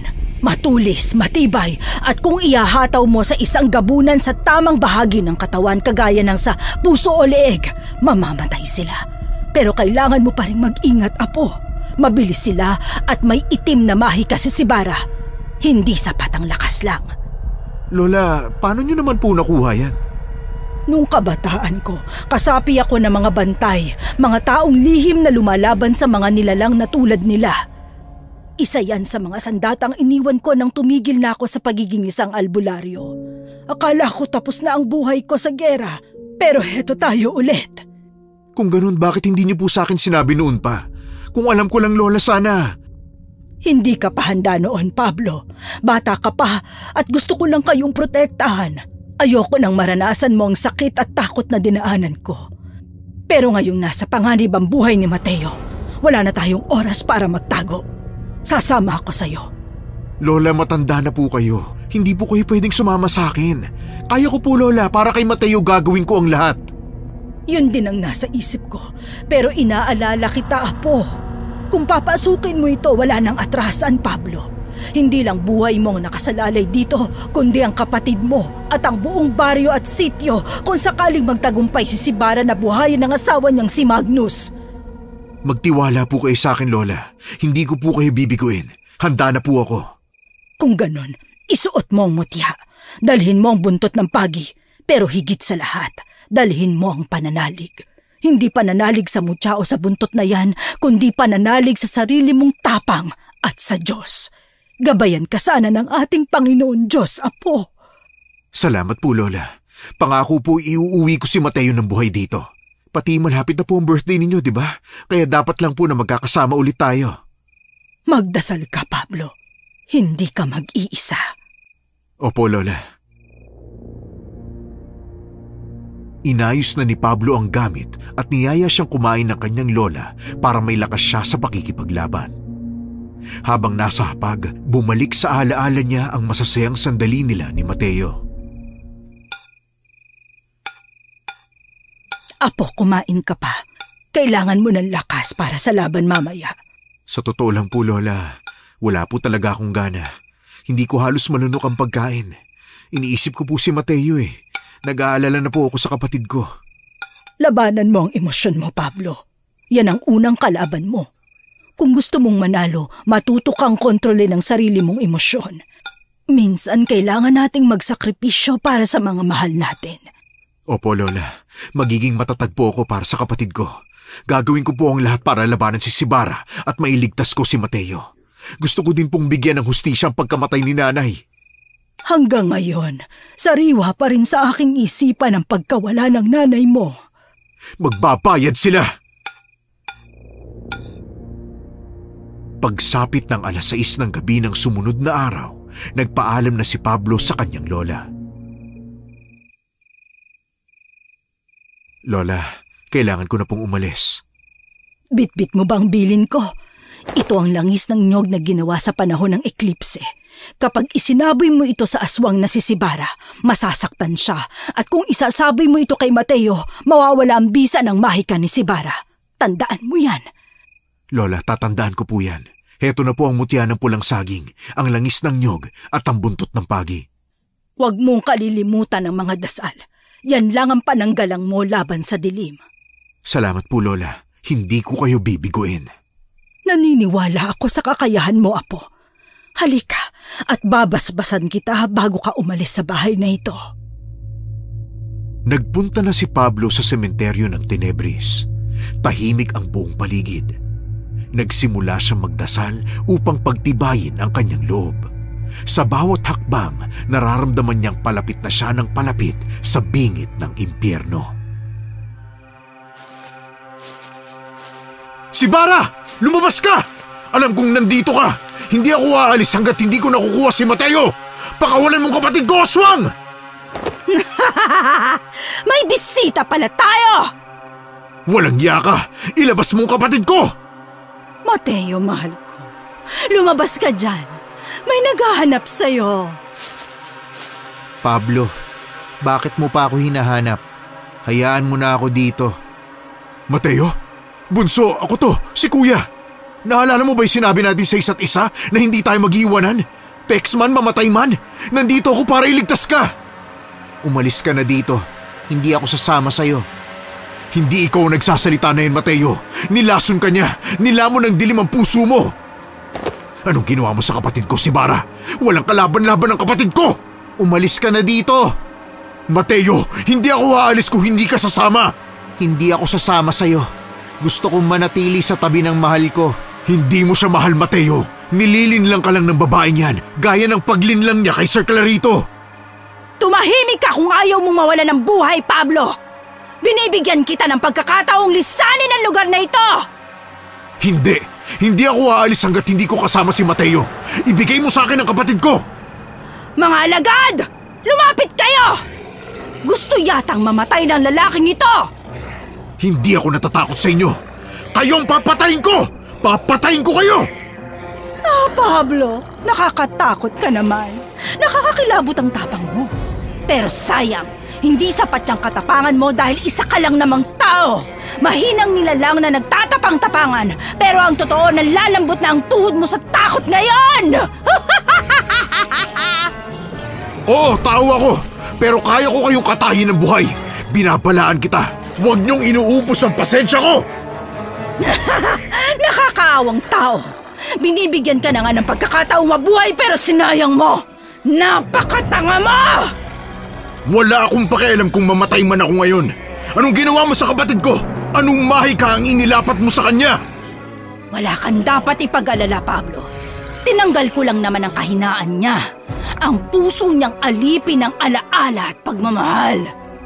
Hindi maaari. Hindi mo pwedeng kontrolin ang isipan ng kapatid ko. Mateo, sumama ka na sa akin, bunso. Sumama ka na kay Kuya. Nagmamakaawa ako sa'yo. Nakakatawa ka, Pablo. Mahal kong Mateo, gusto mo bang saksihan ang pagkamatay ng lalaking ito? Kung ano ang gusto mo, yun ang susundin ko, mahal ko. Kung ang kamatayan niya ang kaligayahan mo, gawin mo. Mateo, paano mo nagawang sabihin yan? Magkapatid tayo! Wala na akong kapatid. Matagal nang patay ang kapatid ko. Oo, may bunso tayong kapatid at isang aswang din ang pumatay sa kanya, sabi ni Lola. Kaya dapat kang magalit sa kanya. Huwag mo hayaang kontrolin ka niya. Pablo, wala ka ng kapatid. Hindi ka niyo pakikinggan. Ako na ang mahal niya at alipin siya ng pagmamahal niya sa akin. Walang iya ka talaga, si Bara! Pagbilang ko ng 3, nakatago ka na kung di mamamatay ka na ngayon! Hindi ako natatakot sa'yo, si Bara. Alam kong may paraan para makalaya si Mateo sa'yo. 1, 2, 3!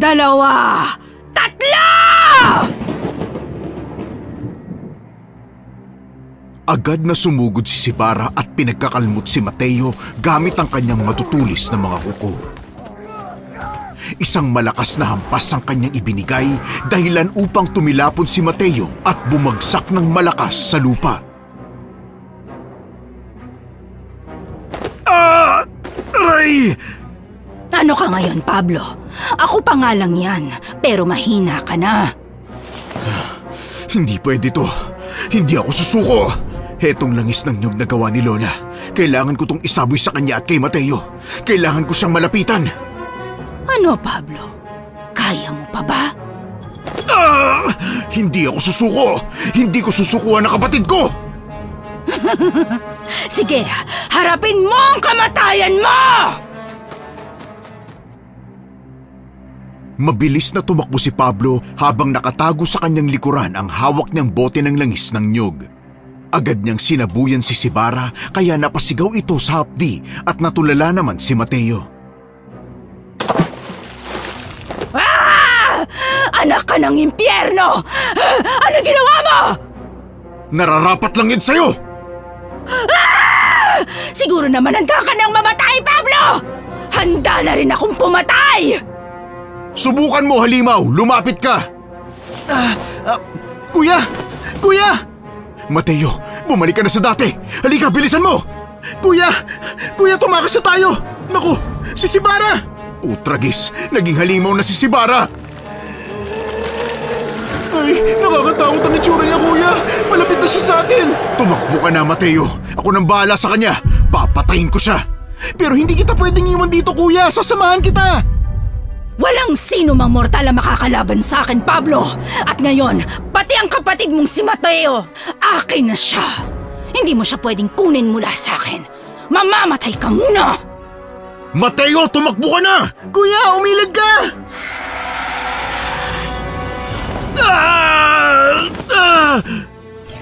Saan kayo galing, mga inutil?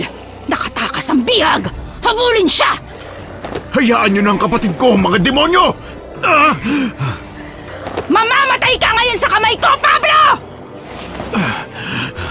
Hindi. Matatapos to dito. Mateo, bilisan mo ang pagtakbo!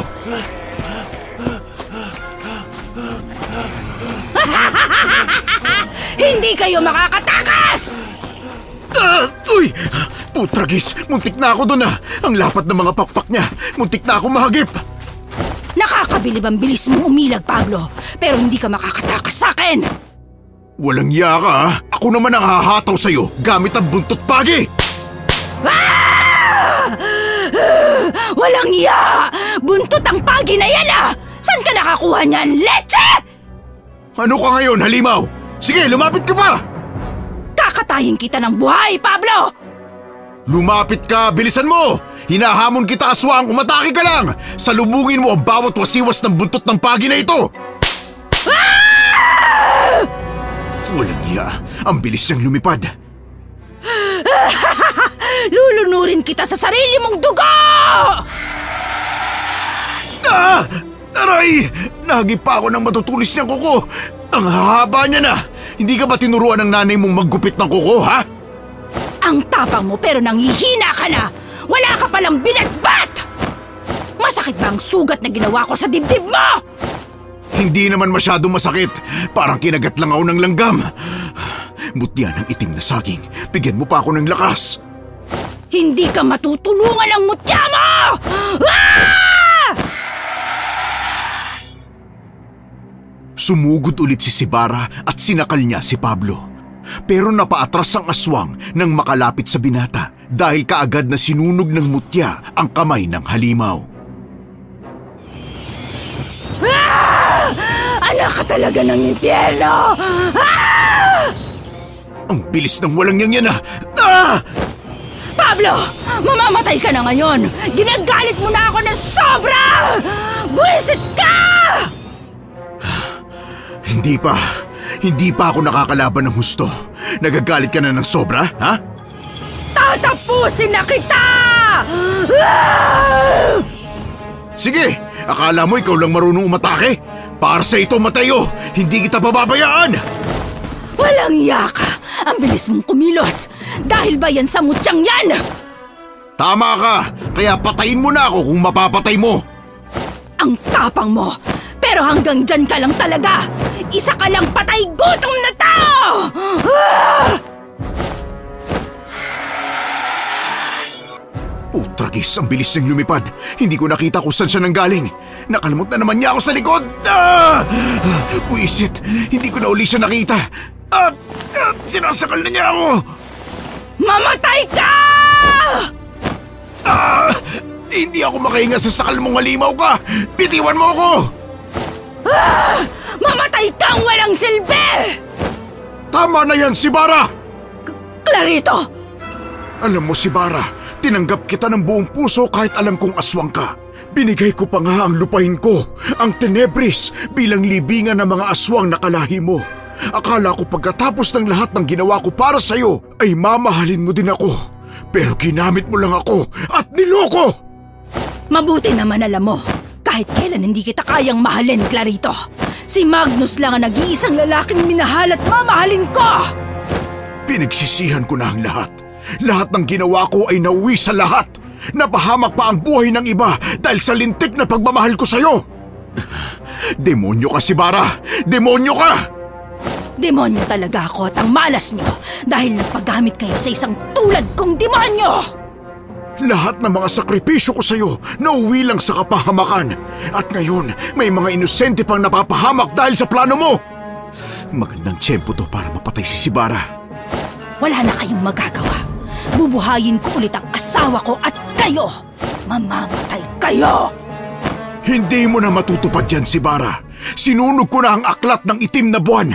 Wala ka ng gabay para maisagawa ang ritual para buhayin si Magnus. Ang aklat ng itim na buwan. Nagtagumpay siyang nakawin yun? Anong sabi mo? Abo na ang aklat ng itim na buwan, Sibara. Sunog na! Walang iya ka! Papatayin kita! Magsama-sama kayo sa impyerno! Ito na pagkakataon. Ikaw ang mamamatay, Sibara!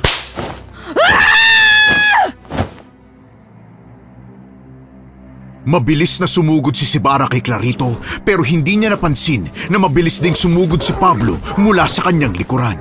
Tumalon si Pablo at itinusok ang buntot ng pagi sa likod ni Sibara na katapat ng puso nito.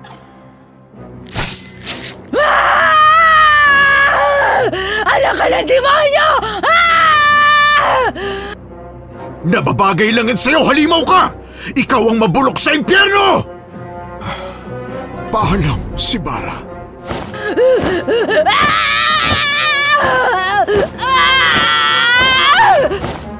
Magwawakas na din ang kasamaan mo! Nasunog ang katawan ng aswang na si Sibara nang idikit ni Pablo ang kanyang mutya at tuluyang naging abo ang aswang. Hingal na napaluhod si Pablo sa harapan ni Mr. Clarito, na halatang pagod na pagod mula sa matinding laban.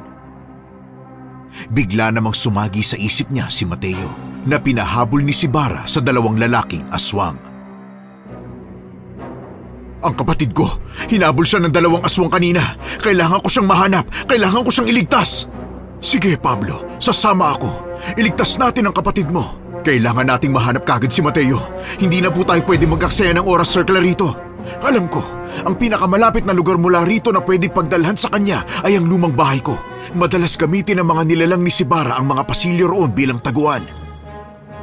Kung may tinutuluyan man silang lungga, siguradong yun ang unang pupuntahan nila. Yun ay kung nahuli nila ang kapatid mo. Tara, sumakay ka na sa kotse. Pupuntahan natin ang bahay ngayon din.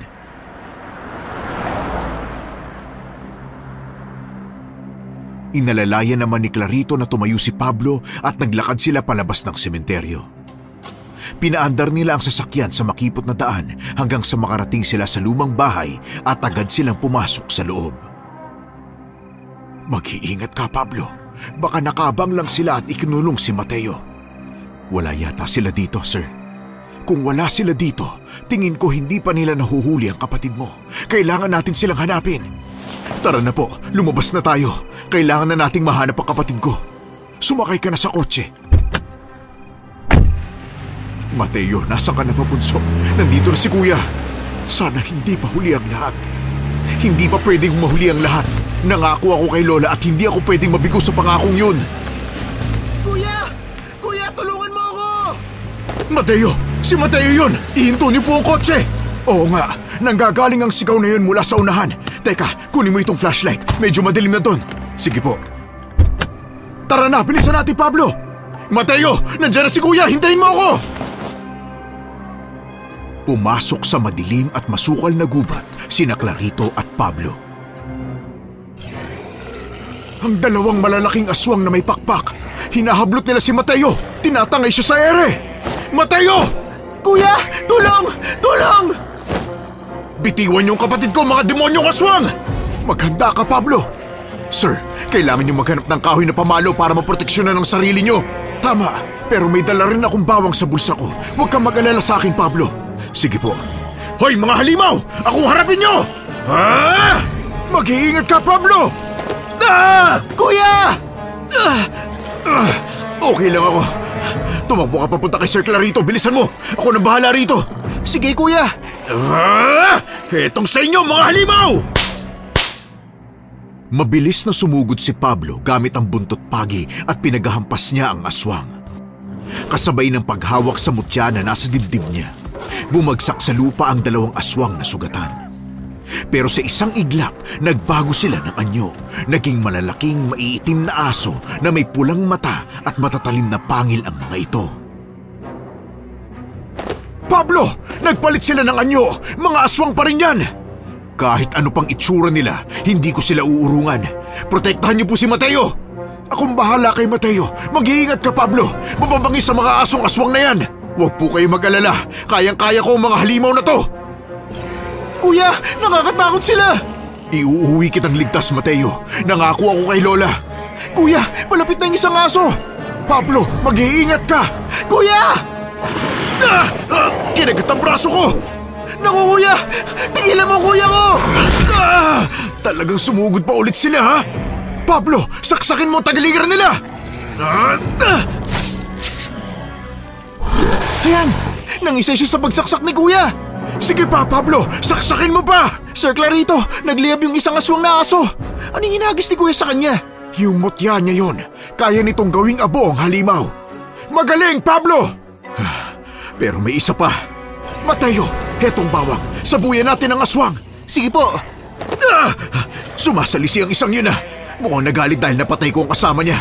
Huwag ka mag-alala, aswang! Isusunod naman kita sa kanya! Kuya, nasugatan ka na naman! Oo, Mateo. Marami na akong sugat dahil sa mga halimaw na yan. Pero malayo pa to sa bituka. Mateo, tumabi ka sa likod mo! Opo, sir! Sir Clarito, tumakbo na po kayo ni Mateo. Ako nang bahala sa halimaw na yan. Hindi ka namin iiwan dito, Pablo. Sugatan ka na. Ihanda mong bawang, Mateo! Sir Clarito, ayun na naman po! Papalapit na siya! Mateo, bilis! Isaboy mo na ang bawang! Opo, eto po! Lumayo ka, halimaw! Magaling, Mateo! Napaatras siya! Ako nang tatapos dito! Pablo, mag-iingat ka! Sige, umatake ka! Salubungin mo ang buntot pagi!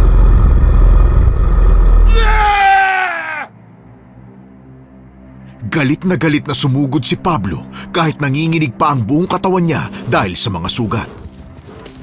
Tumilapon siya ng malakas matapos siyang sakmalin ng aswang sa braso at iniwas-iwas. Bumagsak siya sa isang puno at napadaing sa sakit. Buisit, ramdam ko ang sakit sa tadyang ko. Pablo, tumayo ka! Kaya mo yan! Kuya, huwag kang susuko! Bumangon ka! Hindi ako pwedeng mamatay ngayon. Kailangan pa ako ni Lola at ng kapatid ko. Kuya, umilag ka! Ang bilis niya! Putragis! Pablo, pasugod na siya sa'yo! Lumundag ulit ang aswang at tumilapon si Pablo sa damuhan matapos siyang pagbubundulin ng halimaw. Aray! Pero hindi pa ako tapos! Pablo, idikit mo ang mutya sa kanya kung sakaling makalapit siya. Hawak mo ang mutya, hindi ba? Opo, ang mutya nga pala. Ngayon kailangan ko ulit ang tulong mo, mutya. Ipagkaloob mo sa akin ang lakas para tapusin ang demonyong to. Lumiwanag ang mutyang hawak ni kuya, kagaya ng nangyari kanina. Ayun na kuya, sugurin mo na ang aswang! Mamatay ka na! Kuya, tinamaan mo siya na suntok mo! At tignan nyo, nangisay ang aswang pagkabagsak sa lupa at nagliyap ulit! Ang bangis mo, kuya! Nagtagumpay tayo. Kuya, salamat. Salamat sa pagligtas mo sa buhay ko. Huwag kang magpasalamat sa akin, Mateo. Responsibilidad kong iligtas ka dahil kapatid kita. Siguro kung hindi kayo dumating, patay na ako ngayon. Pinagpipiestahan na nilang katawan ko. Teka, si Sibara, kuya. Pinatay ko na siya. Wala ka nang dapat ikatakot pa.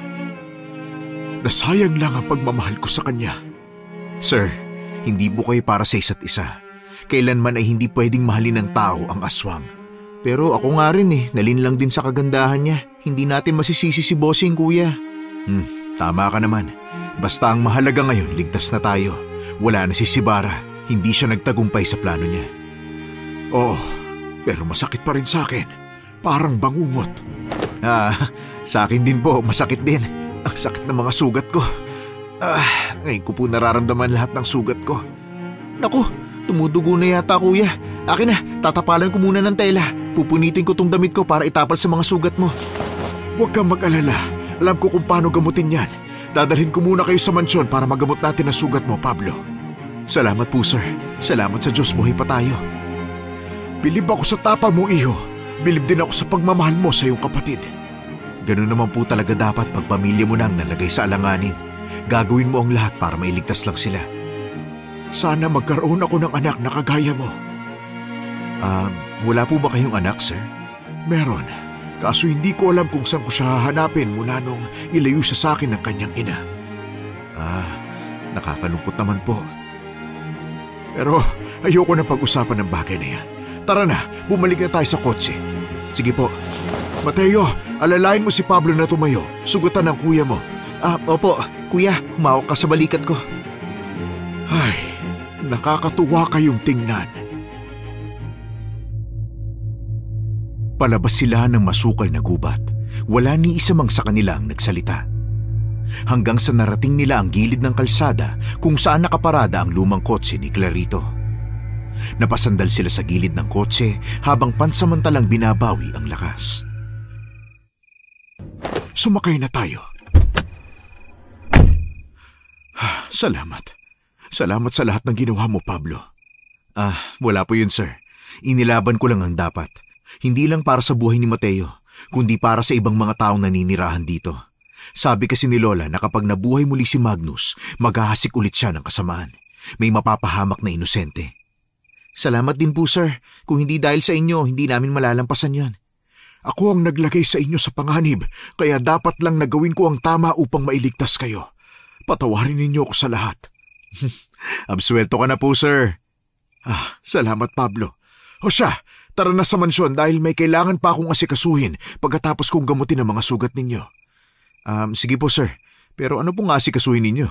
Baka po may maitulong kami. Kailangang maisara ang sementeryong Tenebris. Hindi na dapat mapasok pa ng kahit sino. Hindi pwedeng malaman ang lihim ng sementeryong yon. Paano niyo po gagawin yon? May mga dokumentong kailangang ipasa. Pwede kong i-declare na puno na ang libingang yon. Total private property ko naman ang lupaing yon. Hindi madali pero kailangang matapos.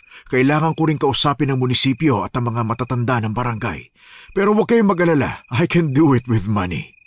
Iba talagang nagagawa ng pera, sir, no? Oo, pero hindi mo mabibili ng pera ang tunay na saya at pagmamahal, Pablo. Tama po kayo dyan, sir. Look at you. Kahit mahirap lang kayo at kapos sa pinansyal, masaya ka pa rin na kasama mo ang kapatid mo. Mas masaya siguro kung puno ako ng pagmamahal, hindi lang pera. Kami po, sir, napamahal na po kayo sa amin. At gusto rin po namin magpasalamat sa inyo dahil tinanggap niyo po kami kahit na ganito lang po kami. Hay nako, ako ang dapat na magpasalamat at kung pwede lang na humingi ako ng tawad, paulit-ulit kong gagawin yon. Hindi niyo na po kailangan gawin yun, sir. Sabi ko nga po, absuelto na kayo. Isa rin akong naging biktima. Si Sibara. Minahal ko siya ng sobra kahit di niya ito nasuklian. Ginamit niya ako para makuha ang lupaing yon. Ginawa niya yung libingan ng mga aswang. Hindi ko agad nakita ang kasamaan niya. Naintindihan ko po, sir. Sa totoo lang, hindi ko na yung kikim-kimin sa dibdib ko. Tapos na yun eh. Pinatawad na po namin kayo, sir. Pexman, mamatay man. Salamat talaga sa inyo. Dediretso na po pala kami sa bahay. Gusto na po namin makita si Lola eh. Tsaka sigurado po na alam niyang gagamutin niya sugat ko. Ganun ba? O siya sige, ihahatid ko na kayo.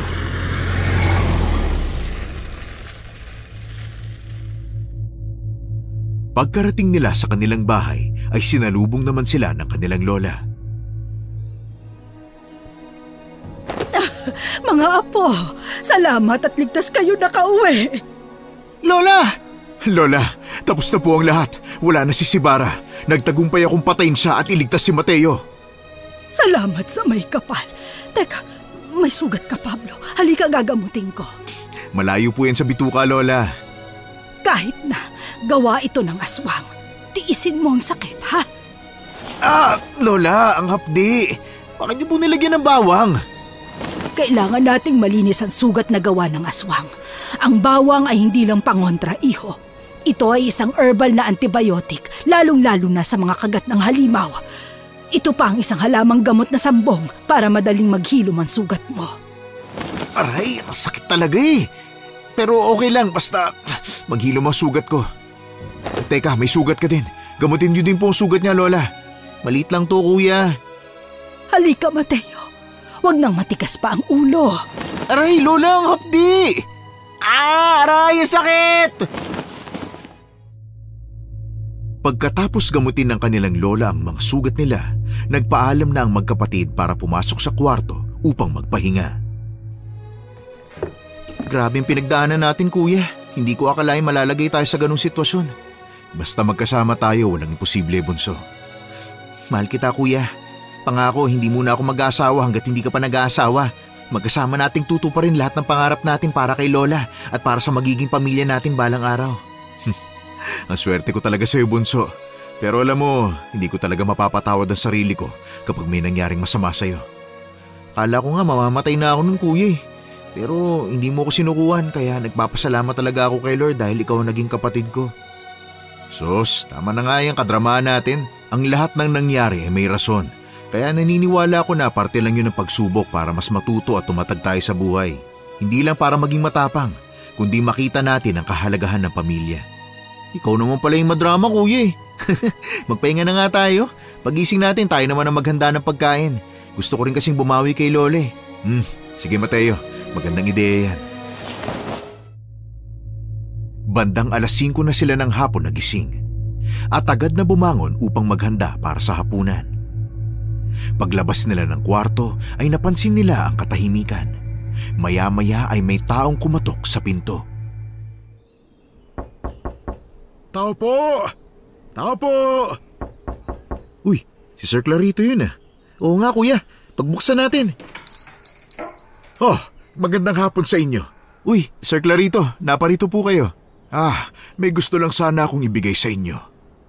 Sige po, tuloy po muna kayo. Salamat, iho. Ano po bang gusto ninyo? Kape o tubig? Wala po kaming juice eh. Tubig na lang. Sige po. Mateo, kunan mo ng tubig si Sir. Sige, kuya. Pablo, ibibigay ko sa inyo ang huli niyong sahod at bilang pasasalamat na din ay gusto kong ibigay itong tseke para makapagsimula kayo ng bagong buhay. 100,000? Sir, seryoso po ba kayo? Oo, deserve niyo ang pera na yan. Gusto ko sana na mas gumaan ang buhay ninyo. Magsimula kayo ng negosyo o kung anong gusto ninyo. Sir, sobrang salamat po. Hindi ko po ito inaasahan. Grabe sir, isa ka pong anghel na bumaba sa lupa. Grabe, salamat po. Hindi ko na po ito tatanggihan dahil talagang kailangan po namin eh. Ay nako, walang anuman Pablo. Bawal talagang tanggihan ng grasya. Nakakabulag yon. Ito na pong tubig niyo, sir. Pasensya na po, natagalan na. Kasi po, nahulog po yung litrato ng nanay namin na nakasabit sa dingding eh. Nabasag po yung frame niya. Ano? Uy, kuya, wala akong kasalanan dyan Nahulog lang yan. Lucia? Si Lucia ang nasa litrato na yan Kilala niyo po si nanay? Oo, kilalang kilala. Nanay mo si Lucia? Opo, sir. Nanay ko po si Lucia. Hindi man po kami parehas ng tatay ni Mateo. Parehas po kami ng nanay. Kaso namatay na po siya matagal na. Bakit niyo po kilala si nanay? Siya ang babaeng matagal ko nang hinahanap. Siya ang babaeng naging nobya ko ng ilang buwan. Nakilala ko siya sa isang bar pero bigla siyang nawala na parang bula. Nabalitaan ko na lang na buntis siya at sigurado kung ako ang ama. Ano po? Nabuntis niyo po siya? Ikaw ang ama ni Pablo? Napalingon silang lahat kay Lola Linda nang marinig ang sinabi nito. Nabigla rin ang matandang babae nang marinig ang sinabi ng kanilang bisita. Lola, anong ama? Sinasabi niyo po bang siya ang tatay ko? Kung ikaw ang panganay na anak ni Lucia, Ibig sabihin ikaw nga ang anak ko. Ikaw ang anak kong matagal ko nang hinahanap, Pablo. Ako ang ama mo. Teka, nahanap niyo palang isa't isa, kuya. Kasama mo na palang tatay mo. Si Sir Clarito ang ama mo. Hindi ako makapaniwala. Panaginip lang ba to? Anak niyo po ba talaga ako? Oo, Pablo. Siguradong sigurado ako na anak nga talaga kita. Dahil si Lucia ang iyong ina. Anak kita, Pablo. Kung ganun, pwede po ba kitang matawag na tatay? No, iho. Tawagin mo akong daddy. Hindi, sir. Hindi tatay. Daddy? Parang ang baduy po, sir. Daddy? Pero, daddy, matagal ko nang gustong magkaroon ng ama. Ay, anak ko. Pwede ba kitang yakapin? Agad na niyakap ni Clarito si Pablo at naging emosyonal sila sa mga oras na yon. Nangako si Clarito na babawi siya sa lahat ng panahong nagkahiwalay sila. Matapos ang masayang mga araw, sinubok silang muli ng pagsubok nang tuluyang pumanaw ang kanilang lola dahil sa sakit sa puso. Sa kabila nito, naging matapang si Pablo sa pagharap sa mga pagsubok kasama ang kapatid na si Mateo. Sa tulong ni Mr. Clarito, nagsimula silang magnegosyo at unti-unting gumaan ang kanilang buhay hanggang sa magkaroon sila ng kanya-kanyang pamilya. Pero kahit matagal na ang lumipas, hinding-hindi nila malilimutan ang karanasan nila sa mga aswang. Isang patunay kung gaano nila kamahal ang isa't isa.